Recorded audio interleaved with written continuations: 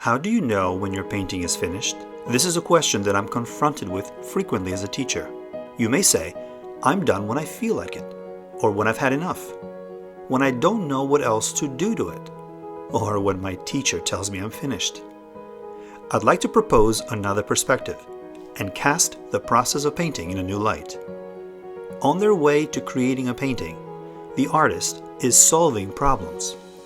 At the beginning, they are laying a foundation, the armature and structure that will hold the entire piece together. As the painting progresses, walls of value and colors are erected, buffeting the structure of the painting and giving it form.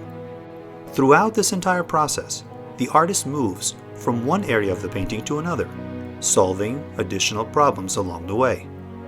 Initially, these problems are big.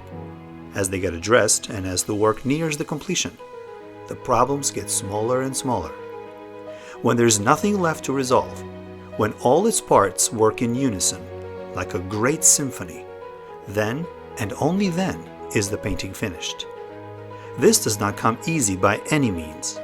Every painting is a struggle between the artist and his medium, a fight with the elements, a struggle to subdue and tame the wilderness.